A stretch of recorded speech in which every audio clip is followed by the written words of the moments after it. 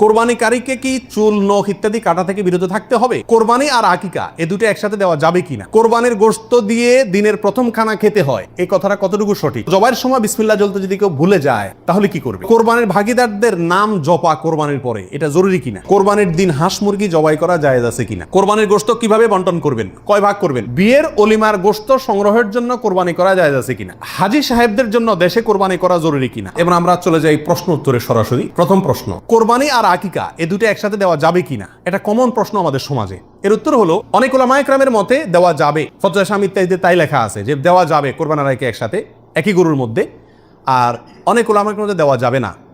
এর ভিতরে আপনার পাকিস্তানের খুব নামকরা মুফতি ছিলেন মুফতি রশিদ আহমদ রাহিমাহুল্লাহ, আসনানুল ফতোয়ার লেখক। তিনি হানাফি মাযহাবের বড় উলামা ইকরামের মধ্যে থেকে তিনি কঠোরভাবে এর বিরুদ্ধে করেছেন এবং বলেছেন কোন অবস্থাতেই কোরবানি আর আকিকা একসাথে মিক্স করা যায় না, উচিত না। কারণ কোরবানি একটি ইবাদত, আকিকা আরেকটি ইবাদত।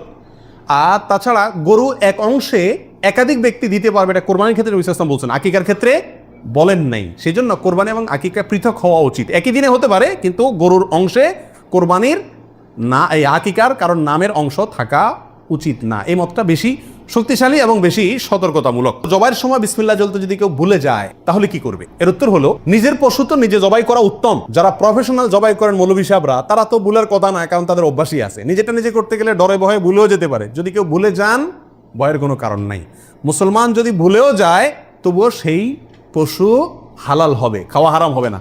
ইচ্ছাকৃত যদি কেউ বিসমিল্লাহ না বলে সেটা ভিন্ন কথা, সেটা সমস্যা আছে। কিন্তু ভুলে যদি বিসমিল্লাহ না বলে তাতে পশু হালালই থাকবে, হারাম হবে না ইনশাআল্লাহ। কোরবানির দিন হাঁস মুরগি জবাই করা জায়েজ আছে কিনা? আমাদের দেশে অনেকেই গ্রামের দেশে বলেন যে কোরবানির দিনগুলোতে, ঈদের দিনে কি করা যায় না, হাঁস মুরগি জবাই করা যায় না। আসলে কতটা সঠিক? উত্তর হলো এটা সম্পূর্ণ ভিত্তিহীন, বানোয়াট কথা। এর কোনো গ্রহণযোগ্য ভিত্তি ইসলামী শরিয়াতে নাই। বরং কোরবানি ঈদের দিনে কেউ চাইলে হাঁস বা মোরগ কি করতে পারবে, জবাই করতে পারবে।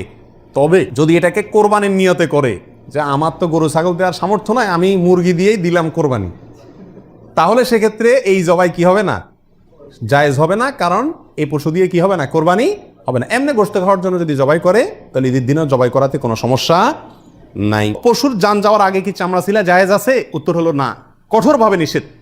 আমাদের দেশে কসাইরা এবং যারা চামড়া ছিলে নিজেরা অনেক সময় দেখা যায় জান এখনো পুরো বাইর হয় না, রু বাইর হয় না, তার আগেই ওই পায়ের রগ কাটা শুরু করে, চামড়া ছিলা শুরু করে, পুরো নাড়াচাড়া করে। এটা জায়েজ নাই, এটা গুনাহের কাজ। আপনি কোরবানি করছেন ইবাদত, অথচ গুনাহ হচ্ছে সাথে। নবী আলাইহিস সালাম বলেছেন ইন্নাল্লাহা কাতাবাল ইহসান আলা কুল্লি শাই, আল্লাহ সব বিষয়ের প্রতি ইহসান করার নির্দেশ করেছেন। অতএব ফাইদা কাতালতুম ফাআহসিনুল কিতলাতা ওয়া ইযা যাবাহতুম ফাআহসিনুজ যাবিহাতা, তোমরা যখন কোনো পশুকে জবাই করবে তখন এই পশুর প্রতি রহম করিও, ভালো করে ধারটা দিয়ে নিবে। নবী সাল্লাল্লাহু আলাইহি ওয়াসাল্লাম বলছেন যাতে করে তার রূহ বের হইতে কষ্ট না হয়। সেখানে জীবিত অবস্থায় এখনো মরে নাই, আপনি চামড়া ছিলা শুরু করে দিলেন, এটা খুবই অন্যায় এবং জুলুম। কোনো পশু কষাই যদি করে তাকে থামাই দিবেন যে রু যেতে দাও, তারপরে হাত দাও। কোরবানির গোশত দিয়ে দিনের প্রথম খানা খেতে হয়, এই কথাটা কতটুকু সঠিক? উত্তর হলো পুরাই সঠিক। রাসূল আকরাম সাল্লাল্লাহু আলাইহি সাল্লাম থেকে বর্ণিত হয়েছে যে তিনি ঈদুল আজহাতে, ঈদুল ফিতরের ব্যতিক্রম করতেন। ঈদুল ফিতরে কিছু একটা মিষ্টি খেয়ে, খেজুর টেজুর খেয়ে তারপরে ঈদগাহে যেতেন। আর ঈদুল আজহাতে সারাদিন কিছু খেতেন না, কোরবানির পশুর গোশত দিয়ে প্রথম খানা খেতেন দিনের।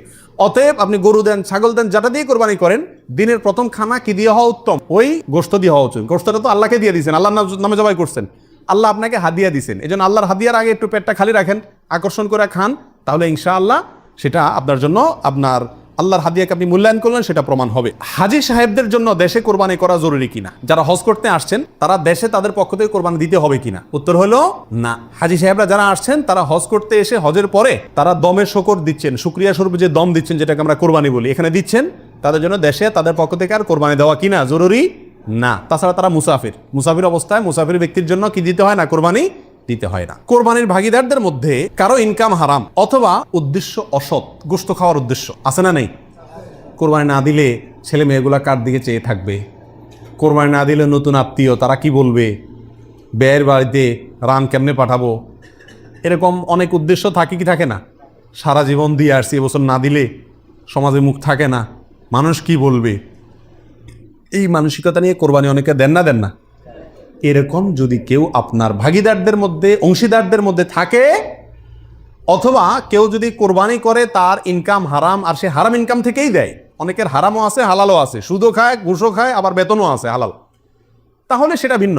একজনে কোরবানির পশুতে হারাম ইনকাম ইনভেস্ট করছে, আপনি জানেন, অথবা তার উদ্দেশ্য অসৎ, তাহলে এই পশুতে আপনি এবং আরো যে কয়জন অংশগ্রহণ করবে কারোর কোরবানি হবে না। এই জন্য অংশীদার এবং কোরবানির ভাগই নেওয়ার ক্ষেত্রে বহু হিসাব নিকাশ করে নিতে হবে। যে ব্যক্তি গোশতের ধান্দায় বা অন্য কোনো ধান্দায় করে তাকে ভাগিদার নেওয়া যাবে না। কথা বুঝে আসছে? নিতে হবে যে শুধুমাত্র আল্লাহ সন্তুষ্ট করার জন্য, আল্লাহর সন্তুষ্টির জন্য যে কোরবানি করে তাকে, এবং সরাসরি হারাম টাকা ইনভেস্ট না করে ওই ব্যক্তিকে, যার ইনকাম হালাল, এরকম ব্যক্তিকে ভাগিদার হিসেবে নিতে হবে। আর না হলে ভাগি দেওয়ার দরকার নাই, একা একাই দিতে হবে। আল্লাহ তৌফিক দান করুন। বিয়ের অলিমার গোশত সংগ্রহের জন্য কোরবানি করা যায় আছে কিনা? আমাদের দেশে উল্লেখযোগ্য সংখ্যক বিয়ে হয়ে থাকে কোরবানিদের পরে। আপনারা খেয়াল করবেন, আগদ হয়তো আগে পরে হয়, খাওয়ান দাওয়ানের অনুষ্ঠান হয় কোরবানিদের পরে। আল্লাহ মাফ করুক, কোরবানির সময় তো গরু একটা এমনি জবাই করা লাগে, তা ওই সময় যদি অলিমার অনুষ্ঠানটা বা বৌভাতের অনুষ্ঠানটা করা যায় তাহলে তো ওই গোশত দিয়েই সারা যায়, গোশতের টাকাটা বেঁচে যায়। যদি কারোর এরকম উদ্দেশ্য থাকে তাহলে সেক্ষেত্রে তার কোরবানি হবে না। আর যদি কেউ মনে করে যে না, ঈদের পরে সবাইকে পাইতে সুবিধা হয় সেজন্য ওই টাইমটাতে করতেছি, অথবা আপনার কোরবানি করলাম অলিমার জন্য আলাদা গরু জবাই করলাম, অথবা আপনার কোরবানির গোশত অলিমার জন্য করি না, আমি অলিমা করলেও একটা গরু দেই, অন্য বছর না থাকলেও একটা গরু আল্লাহর জন্য দেই, এরকম যদি কেউ থাকে তাহলে তার জন্য জায়েজ আছে। আর তা না হলে এই কোরবানির গোশত দিয়ে অলিমা সারা, অনুষ্ঠান সারা, এটা যদি ওই উদ্দেশ্যে করে তাহলে সেক্ষেত্রে এটা কোরবানি হবে না, বরং এটা এক ধরনের তামাশা হবে, কোরবানির না। কোরবানির গোশত কিভাবে বন্টন করবেন, কয় ভাগ করবেন? এর উত্তর হলো কোরবানির পশু 3 ভাগে বন্টন করা উলামা ইকরাম মুস্তাহাব বলেছেন, কিন্তু কোনো হাদিসে এর ক্ষেত্রে আলাদা করে এভাবে নির্দেশ করা হয় যে 3 ভাগ করতে হবে। আল্লাহ কোরআনে বলছেন যে ফাকুলু মিনহু, তোমরা কোরবানির পশু থেকে নিজেরা খাও, ওয়া তাইমু আল কানিআ ওয়াল মুতাররা, ধনী গরিব সবাইকে দাও। তাহলে ধনী গরিব 2 ভাগকে দাও, আবার নিজে খাও, 3টাই হয়ে গেল এখানে। এর থেকে 3 ভাগ মোটামুটি ভাবে ইঙ্গিতে বোঝা যাচ্ছে, কিন্তু এটা কোনো জরুরি কিছু না। আর সহিহ মুসলিম হাদিসে আছে নবী রাসূলুল্লাহ সাল্লাল্লাহু আলাইহি বলেছেন তোমরা নিজেরা খাও, আবার রেখেও দাও, আবার দানও করো, অর্থাৎ 3টা করা যাবে। আবার সহিহ মুসলিমের আরেক বর্ণনায় আছে তোমরা খাও এবং মানুষকে খাওয়াও। তাহলে বোঝা গেল নিজে খাওয়া, অন্যকে দান করা সবগুলাই উত্তম এই কোরবানির গোশতের ক্ষেত্রে। কোরবানিকারীকে কি চুল, নখ ইত্যাদি কাটা থেকে বিরত থাকতে হবে? উত্তর হলো হ্যাঁ। নবী রাসূলুল্লাহ সাল্লাল্লাহু আলাইহি ওয়াসাল্লাম বলেছেন মান আরাদা আন ইউদাহিয়া, যে ব্যক্তি কোরবানি করার ইচ্ছা রাখে, পোষণ করে, ফালা ইয়াখুয মিন শা'রিহি ওয়া আযফারিহি শাইআ, সেই জন্য তার নখ, চুল ইত্যাদি কোনো কিছুতে হাত না দেয়। কোরবানির ঈদের 10 দিন আগে, চাঁদ যেদিন উঠবে ওই দিন থেকে নিয়ে ঈদের দিন পর্যন্ত এগুলো করা যাবে না। কি করা যাবে না? চুল, নখ ইত্যাদি কাটা যাবে না, কাটবে না কোরবানিকারী ব্যক্তি। কোরবানি দেওয়ার পরে চুল, নখ ইত্যাদি কাটবে, এটা খেয়াল রাখা উচিত। কোরবানির ভাগিদারদের নাম জপা কোরবানির পরে, এটা জরুরি কিনা? আপনারা দেখবেন ভাগিদারে কোরবানি যদি দেয় তার লিস্ট লিখতে লিখতে অবস্থা খারাপ হয়ে যায়, এবং যিনি কোরবানির পশু জবাই করেন ওই হুজুর নাম নিতে নিতে অবস্থা খারাপ। আল্লাহর নামে এতবার নেয় কিনা সন্দেহ, এতবার ওই ভাগিদারদের নাম নেয়, কারণ ভালো করে নাম নিলে টাকা পাওয়াও, কোরবানি জবাইয়ের টাকা পাওয়াও কঠিন হয়ে যাবে। তো এটা জরুরি কিনা? উত্তর হলো এটা মুস্তাহাব। কোরবানি করার পরে আল্লাহুম্মা তাকাব্বালহু মিন ফুলান ফুলান ফুলান, আল্লাহ এটাকে অমুকের পক্ষ থেকে নাম ধরে তাদের পক্ষ থেকে কবুল করুন, এরকম বলাটা মুস্তাহাব, উত্তম। রাসূল আকরাম সাল্লাল্লাহু আলাইহি ওয়াসাল্লাম নিজেও বলেছেন আল্লাহ এটা আমার পক্ষ থেকে কবুল করেন, এটা আমার উম্মতের পক্ষ থেকে কবুল করেন, আমার পরিবার, এটা আমার উম্মতের পক্ষ থেকে। তাহলে এভাবে সবাইয়ের পক্ষ থেকে কোরবানি, যে কজন দিচ্ছে তাদের পক্ষ থেকে কোরবানি হচ্ছে এই কথাটা, এবং তাদের পক্ষ থেকে আল্লাহ কবুল করেন, এটা বলাটা উত্তম, মুস্তাহাব কিন্তু কিনা কোনো কারণে যদি এটা কেউ বলতে